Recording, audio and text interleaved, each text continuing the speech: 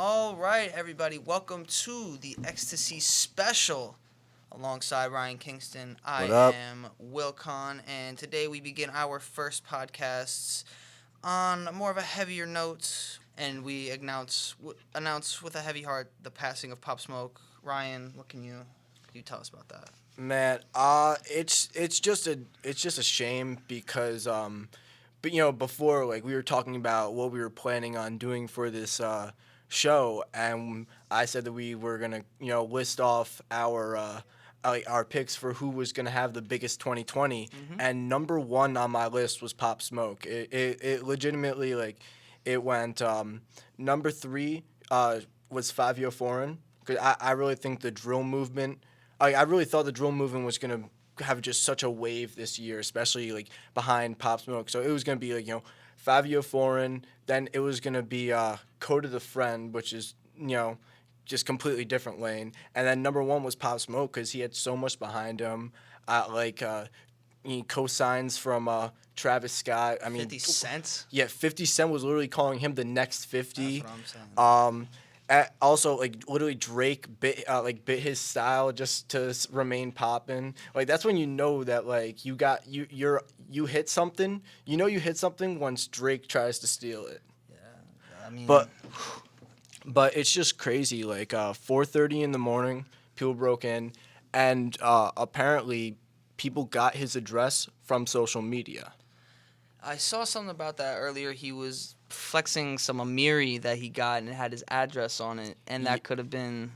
Yeah, that was one of the ways, but also his boy Mike D. They posted like picture of them, like the day before, like because this happened overnight. Right, right. So this is the day before, and tagged in Beverly Hills, and in the picture you could see right there, you could see like the address, and people were able to just dox where he was at, and unfortunately they ran down and. Yeah, they caught him. It's really unfortunate because he was really catching a wave. Yeah, February 7th, just, 2 weeks ago, dropped his second mixtape, Meet the Woo V2, had features with Quavo, Nav, you name it, all the hot artists and everybody from Ludacris to Meek Mill. Who else have I seen today? Posting, Quavo posted something. Chance the Rapper was posting something. Travis, everybody Fabio was. Foreign, Chef G was posting a lot. And it doesn't matter. At this point, it doesn't matter your set, your claim, your, whatever. A man's life has been taken, and it's somebody who is creating, someone who is getting their, mark on the world. And for them to just be taken away like that, like, he literally posted on Instagram like 24 hours ago. Yeah, no, it's crazy, especially So you mentioned like people beefing, and the thing is, with someone like Pop Smoke, especially with just in this Brooklyn scene. This Brooklyn scene right now is centered 100% around these beefs, and Pop Smoke has a lot of people that were rooting against him. I mean, there's literally a whole song called Wu K Part Two where they talk about Pop Smoke should have got smoked, like this whole thing. It's so so like you just know like people in those situations, like they have to watch their back, and it's unfortunate because like these guys are making great music, they're making money, they're coming up, they're getting out of these these bad situations that they grew up in, but because of who they are, their notoriety, people just the fact that they have the bag, people want to go after them, and it's horrible. Like it happened with Nipsey, happened with XXX Tentacion, now happening with Pop Smoke. Yeah, I woke up my friend of mine from Michigan, a couple states over, he sent me a text this morning. It was a screenshot. It's like, Pop Smoke died. And he's like, yo, you're out in New York. He's like, you're in New York. That's crazy. You hear about this? I'm like, what? Pop Smoke died? No way. And I'm looking. It's just first break-in. And so it was something very, it kind of hit home. Because it's like, it was the same thing with Juice World. It was the same thing with Mac Miller. It was the same thing with X. Like, you're just like, God, like, they're here one day, and they're just gone the next. And it just really hits you. You're like, this is, like, we have to cherish their music, but B, like, you have to cherish our loved ones. Like, I was on the phone today with my mother for 15 minutes, and she was like, oh, I want to hear your voice every day, and I kind of thought it was kind of like cliche. I want to hear your voice every day. Like, okay, you're my mom. Obviously, you're just saying that, but talking about death and talking about people's lives being taken from them, especially so abruptly like that, and someone on such a big platform. And at such a young age, like all these guys that we 20. mentioned were in their 20s. Like the oldest one was Mac Miller, who was 26 going on 27. Yeah, and like it just seems like all these guys, we see, we see a whole lot of stuff, causing these people's downfalls, whether it be just people out to get them, whether it be addiction, even if even we talk about recent. This was I believe like 2 years ago when Avicii passed away. That was addiction and depression. It's like, it's just it's really rough. The first time I'd say I ever like felt that, oh my God, they were there and now they're gone, was I don't remember. I don't know if you remember like when Speaker Knockers was popping. Next thing you know, it goes missing and turns up dead. Yep.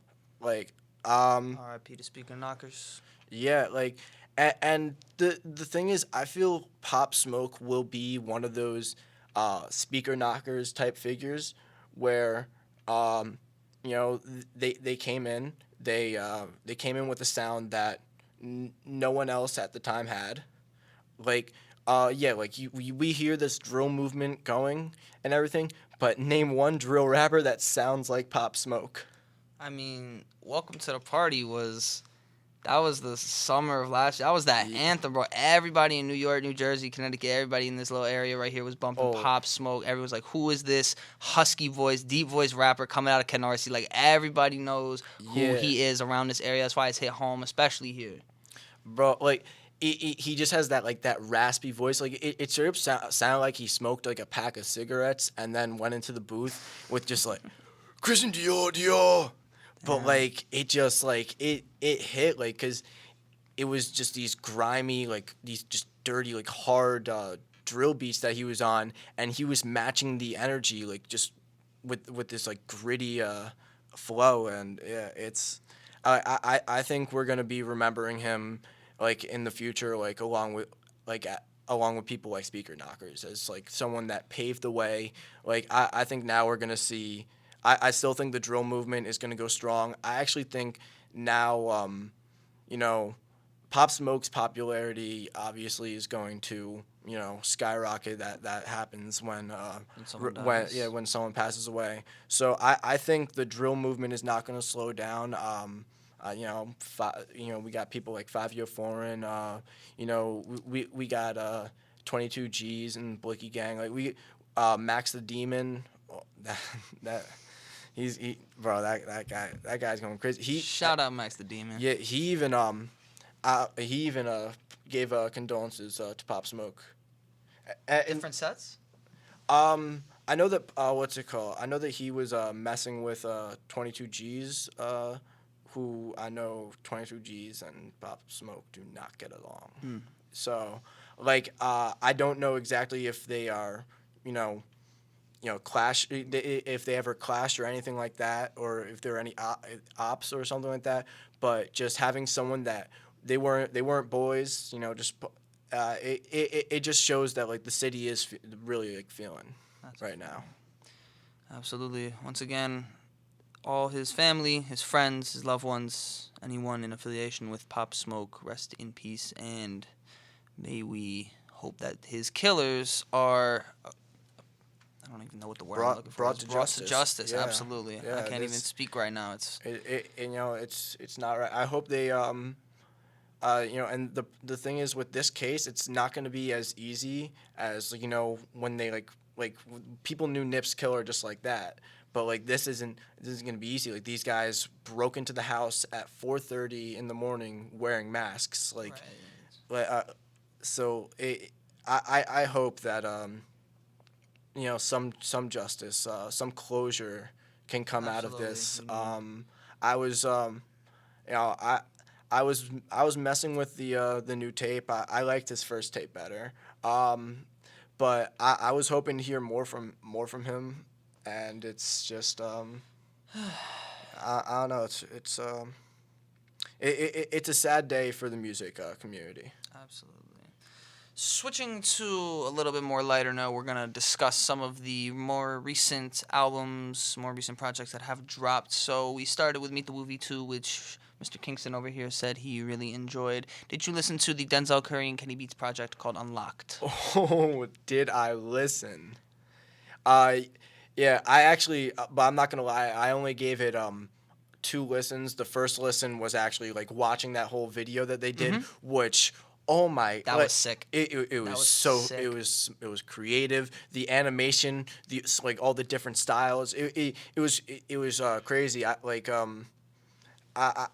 really liked it. I felt and then I also gave the tape just one full listen to. I felt it was great. Kenny Beats really outdid himself. Denzel Curry's a great rapper. I'm not trying to take anything away from himself, but from that listening to that tape, the number one thing that I thought was, oh my God, Kenny Beats. This guy is incredible. Kenny Beats is a mastermind. I don't know if you've ever watched The Cave. Oh, One of my favorite things to watch on YouTube. Shout out Kenny Beats because he is an absolute superstar when it comes to making beats. I love his work with Rico Nasty. Ooh, Anger Management was a good album too. Yeah. No, just about anything. Kenny Beats does. Like, it's guaranteed to. He knows what he's going for. He usually is, has these hard hitting, sounds. Like he kind of goes like very industrial at times, and that sounds hard. And like Denzel Curry is, Rico Nasty, people like those, perfect for. Yeah, I want to see like a Comethazine and Kenny Beats collab, because just imagine that, like just with that energy. That would be. So what'd you think of the tape though? The Unlock project. I thought it was very good. I was listening to it a couple days ago. I was re-listening to it. I re-listened to the track "Diet." It was one of my favorite tracks off of the project Unlocked.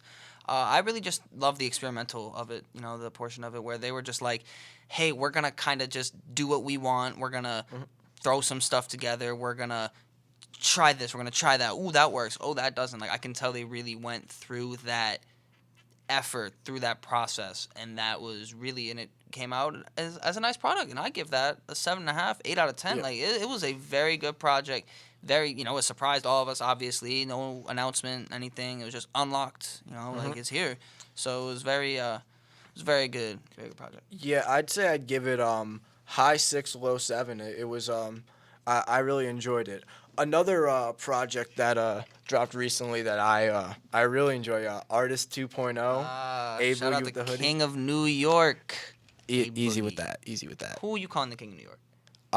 Well, the King of New York passed away. New York was riding behind him. Like it's like who's the most popping? Just like. When 6ix9ine was popping, did he have as many hits as A Boogie? You could have made the argument A Boogie was the king of the city then, but like 6ix9ine was like the guy that everyone like when you think of New York, you think of him. At the time, like whenever someone thought of New York like this past summer, like recently, like all you would think of is just they want to meet the like bro that so like. That was actually pretty accurate. That was pretty good. Yeah. No, I mean, but this tape, like, and another thing, so before this, A Boogie talked a lot about how there are a lot of artists biting his style, which, I'm not going to lie, like, Lil TJ is kind of an A Boogie clone, but, there was a conversation starting up before this tape dropped, like, honestly, TJ's been doing a lot. Like, who's better? And I feel after this, A Boogie was just like, nah, like, shut up. Like, I'm a level above this guy. Me and my guitar, like, he had like a very pop punk. He was kind of like whiny, reminded me of just like some early 2000s type stuff. I really enjoyed it. Numbers with Roddy Ricch, Gunna, London on the track. That was just, that was just guaranteed hit. Hit him up with Trap Manny. Trap Manny is A Boogie's new Yeah, I've actually artist. seen Trap Manny live.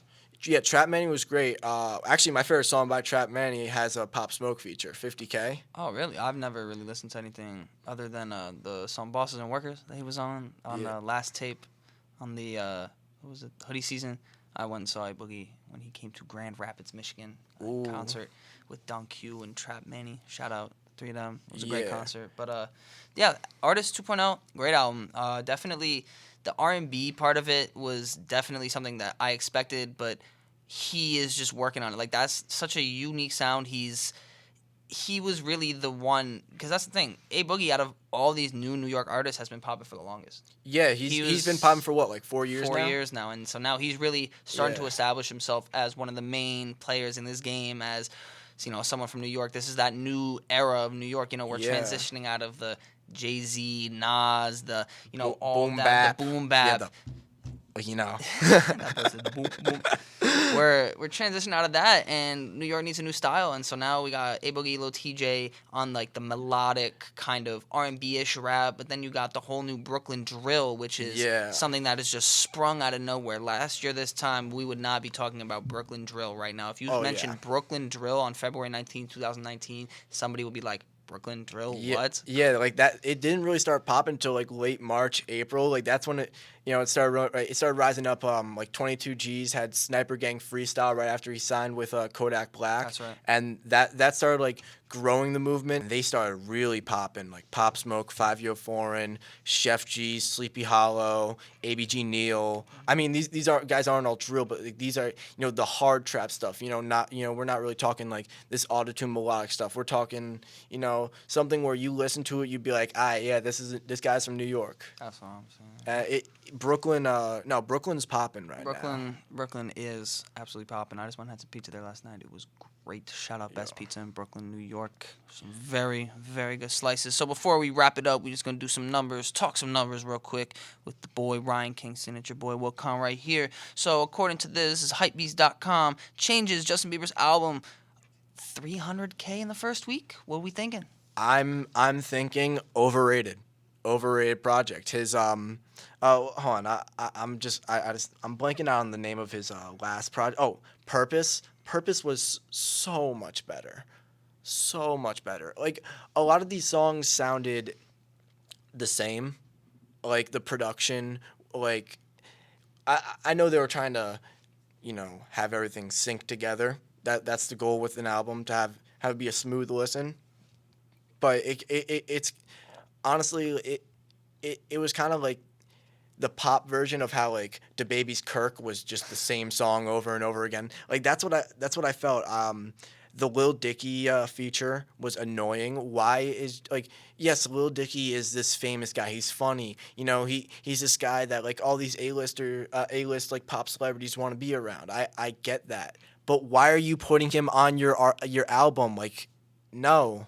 Like he's had like one song where he was actually able to do like a serious song, like that song Molly with Brendan Urie from Panic at the Disco.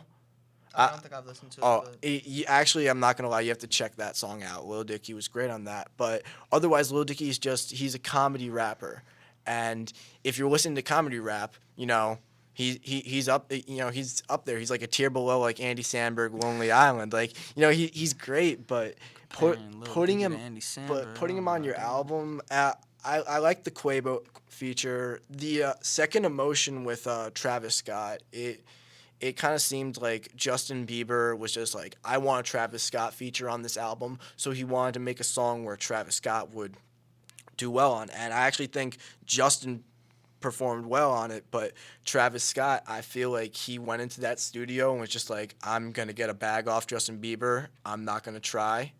Like, I felt, honestly, Justin Bieber, his label, they wasted money getting Travis Scott on that album. Hot takes with Ryan Kingston here. Oh my goodness. All right, Artist 2.0 was about 120 album equivalent units, excuse me.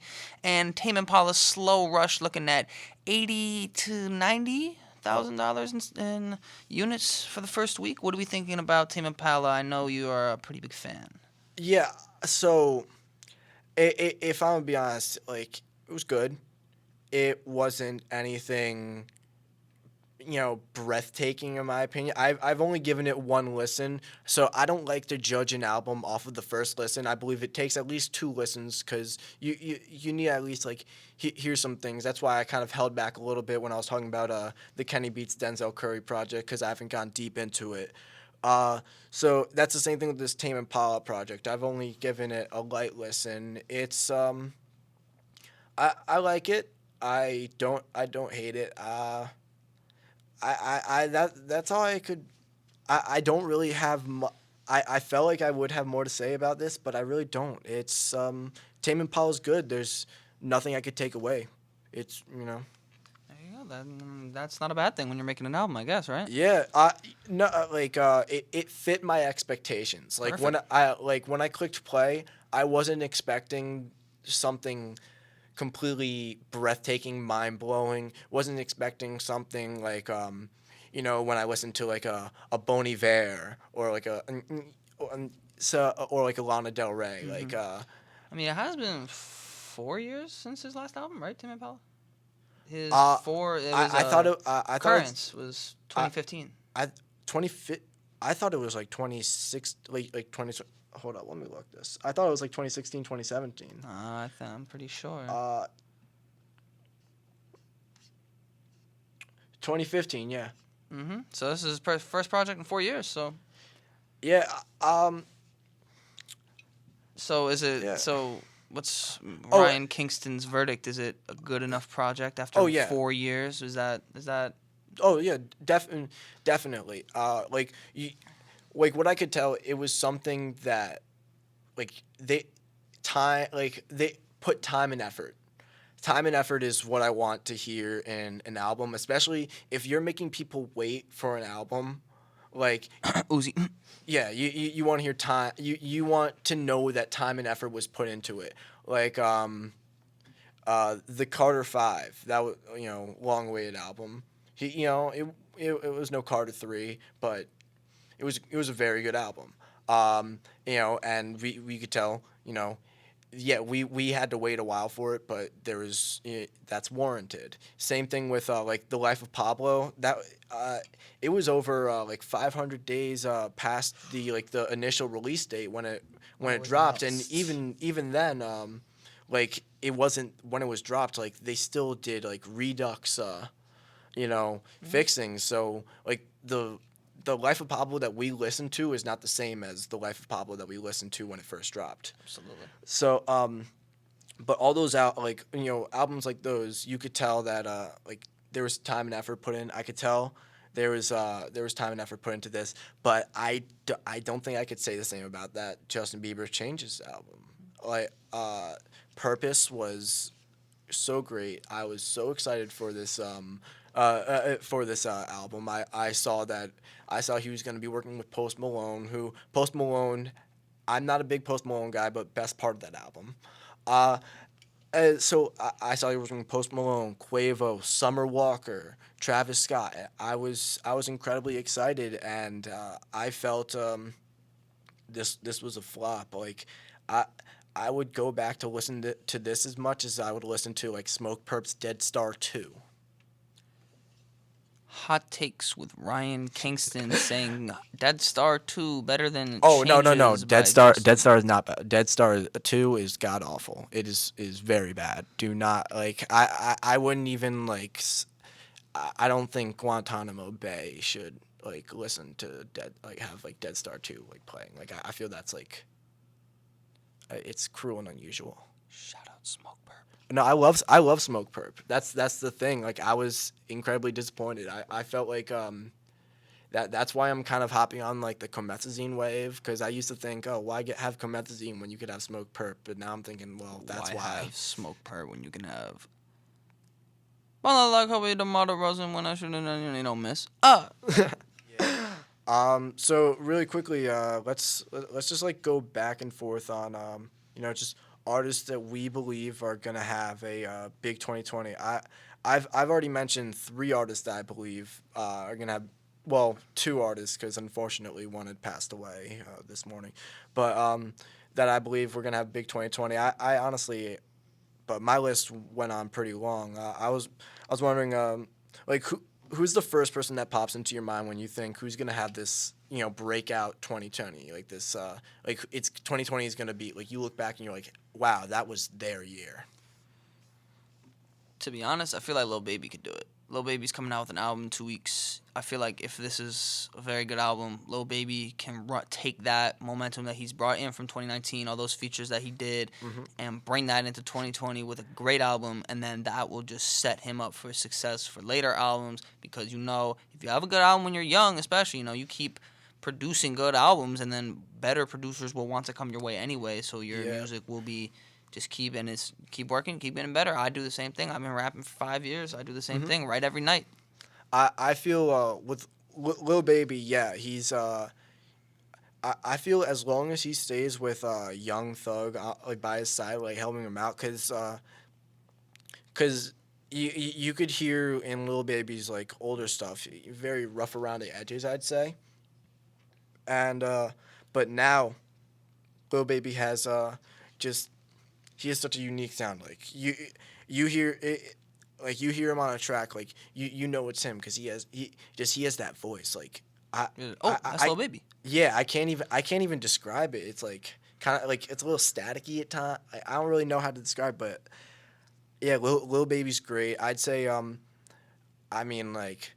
It's kind of, this one's just right out in front of our faces, but like Roddy Ricch, I mean the man is literally like, if you could say anyone has had the best 2020 so far, it's Roddy Ricch. I mean, Roddy Ricch, I'm saying it now, it's 2020. He's going to be the 2020s artist. Like we had Kanye West in the 10s, it's going to be Roddy Ricch in the 20s. Yeah. Oh, especially when I was listening to like just Please Excuse Me for Being Antisocial, that's what it's called. Yes. I just know it's something for Antisocial.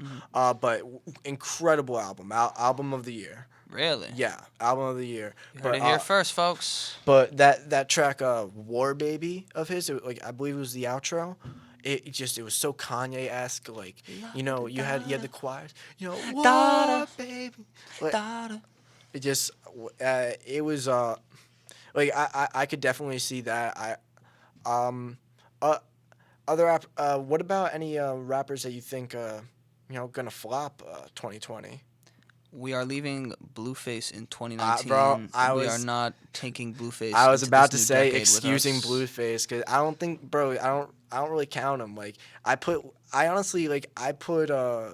Blueface in the same lane that I put Lil Dicky. It's comedy rap. No, Lil Dicky is. Well, Lil Dicky can rap. Lil Dicky actually does have like a flow. Like, he can spit. Blueface, look, Blueface is if he gets the perfect beat. Like Tatiana was just the perfect setup because like it's one of those beats where you can rap off beat and you still sound like good because it's Mans is it's because the beat was good. He's getting better with staying on beat like. Yeah, I but feel that, like that shouldn't in be. the end of it, Blueface is just somebody who had their 2019 and then is just gonna kind of just. Yeah. disappear. We're also leaving Nicki Minaj in 2019. Well, I mean, she's actually leaving her career in 2019. Yeah. Good. She retired. Also, I see. I don't see Migos. I don't see them falling off, but I see like they were like these big guys in Atlanta. Like when you thought of Atlanta, you thought of these guys. But like now, like as you said, like Lil Baby. When I think of Atlanta, I think of the first people I think of are like Thugger, Future, Lil Baby. I don't think of Gunna. I feel Gunna is like all those people's kids. Oh, okay. Well, you can't put Gunna in the same class as Lil Keed or Lil Got It or you can't. No, you can't. You can't because Gunna is Gunna's too bigger. But that's because I feel he kind of rode off the coattails of Lil Baby though. I would too if I was Gunna. Yeah. Oh no. Gunna. He's made all the right moves. Absolutely. All the right moves. Just he has not made all the right music. Like he's great on a feature, but there's not a single song by Gunna that I bump. Like there's songs with Gunna in it that I bump because You know, he collabs with some good artists, and he puts together good features. Like with these people, a lot of time it's because he's kind of he's going off the energy of this better artist, and you know he's kind of like doing his best to match it, which I mean I enjoy it on a feature, but I mean skill wise, Key got it, Nudie, like all these guys, they're better than Gunna. They're not bigger, I feel, but yeah. Also, Lil Keed, Baby Keem, and there was one other like there was one other. I said Lil Got It, but no. I'm just naming like other people that I thought like we're gonna like blow. Also, what's it called Stunner for Vegas. Those are three other Stunner people. Vegas. Shout out. Those the are boy. three other people. That I'd say I think are gonna have big 2020s. They're not gonna have these like bigger 2020s than anything. Like I feel the number one guy that like we're gonna look back like we say like 2016. You know, Uzi. Oh, that was a great 2015 year. Drake and Future. 2017. I mean that was like X. I'd say. Yes, it was because that was Look at Me. Yeah. And then 2018, I mean, I wasn't riding this wave, but everyone was on like the Travis Scott Astro World wave. That was 2018? Yeah, that was summer 2018. Yeah, it's been a minute. Where has time gone, man?